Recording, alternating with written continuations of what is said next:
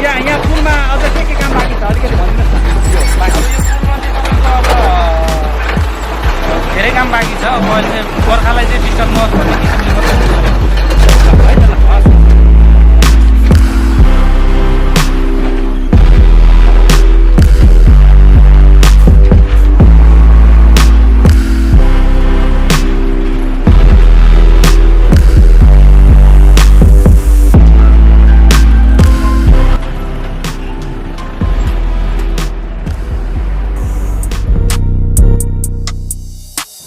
Welcome back to my channel. यहाँ सम्पूर्णलाई explore Nepal च्यानलबाट स्वागत छ। आज म तपाईँलाई नायगढ पुटो सडक खण्डको यो गैँडाकोट नगरपालिकाको वार्ड नम्बर 10 स्थित यो सिजना चोक अथवा हामी पिताउजी चोक भनेर पनि चिनिन्छ। यहाँबाट मैले अघिल्लो एपिसोडमा पनि तपाईँलाई अपडेट गरेको थिएँ भने फेरि अहिले यहाँ यो बुटवल नायगढ सडक खण्डको यो निर्माण कार्य कतिसम्म भयो त भनेर तपाईँलाई देखाउने प्रयत्न गरिरहेको छु। र अहिले यो अलिकति गर्मी सिजन पनि भएको हुनाले पनि अहिले एकदमै लाम्बे सडक रहेको छ। यहाँ हिँडुल गर्न पनि धेरै गाह्रो छ, एकदमै धुलो भएको हुनाले अब डस्टी टाइपको चाहिँ अहिले वातावरण छ। अहिले काम भइरहेको हामी पाउन सक्छौँ। अहिले यो क्षेत्रमा माटो फिलिङ गर्ने कार्य भइसकेको छ। अब यो यहाँको यो लगभग यहाँको यो 10 नम्बरदेखि थुम्सेसम्मको क्षेत्रमा ठुल्ठुला डाइभर्सनहरू निर्माण भइसकेका छन् भने यसको दायाँ बायाँतर्फ अहिले माटो फिलिङ गर्ने कार्यहरू तीव्र रूपबाट भइरहेको स्थितको यो डाइभर्सनको पुलको निर्माण कार्य लगभग सकिसकेको छ।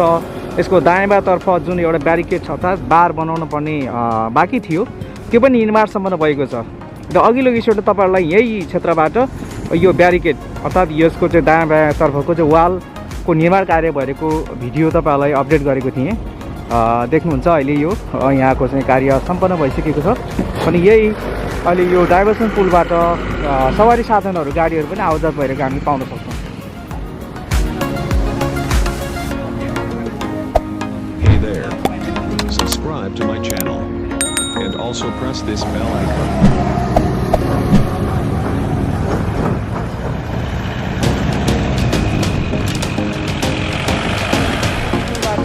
अहिले जुन ब्यारिकेडको यो दायाँ बायाँतर्फको वालको निर्माण कार्य सम्पन्न भएपछि अहिले सवारी साधनहरू पनि यही मार्ग भएर अहिले आवाजावतको क्रम दुवैतर्फबाट भइरहेको छ। तपाईँले देखिरहनु भएको छ। र केही समय अगाडि एउटा बाइपासको रूपबाट बाटो बनाइएको थियो भने अहिले यही डाइभर्सनको रोडबाट गाडीहरू चलिरहेको अवस्था छ। भने अब केही समयमा छिट्टै नै यो माटो फिलिङ गरिसके पछाडि अब यो यहाँको चाहिँ काम गर्ने कामदारहरूको अघिल्लो एपिसोडमा उहाँहरूसँग सोधिएको प्रश्नहरूको जवाफमा यो असार लाग्नुभन्दा अगाडि अर्थात् बर्सातभन्दा अगाडि यहाँ यो कालोपत्री निर्माण कार्य चाहिँ सम्पन्न गर्ने योजना रहेको यहाँको कामदारहरूबाट हामीलाई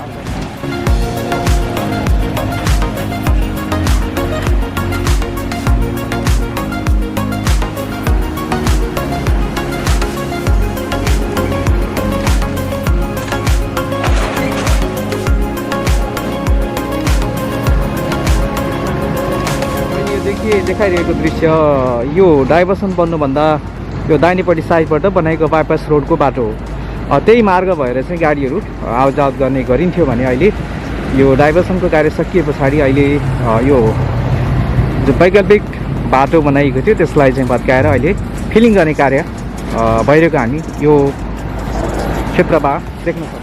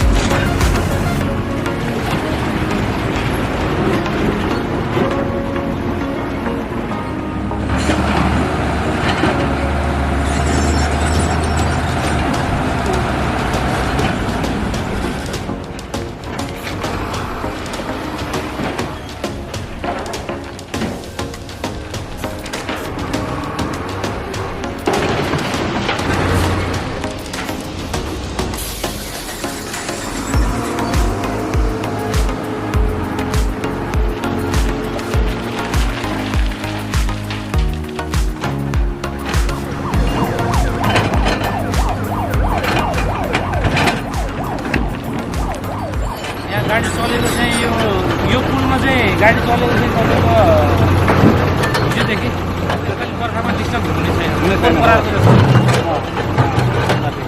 हजुरको शुभ नाम भन्नुहोस् न। मेरो हिराबहादुर राणा घर मेरो पर्खातिर हो। यो पुलमा चाहिँ तपाईँको अब धेरै काम बाँकी छ। अब अहिले चाहिँ बर्खालाई चाहिँ डिस्टर्ब नहोस् भन्ने किसिमले मात्रै है त कस्तो लाग्यो प्रतिक्रिया दिन नबुल्नु होला र तपाईँहरूलाई अझै योभन्दा राम्रो रोचक भिडियो सामग्रीहरू तपाईँलाई दिने प्रयत्न गरेछु र तपाईँहरूलाई अर्को नयाँ एपिसोडबाट फेरि भेट्ने प्रयत्न गर्दछु र आज भने म यो भिडियोलाई यहीँ अन्त गर्न चाहन्छु। तपाईँलाई कस्तो लाग्छ प्रतिक्रिया दिन नबुल्नु।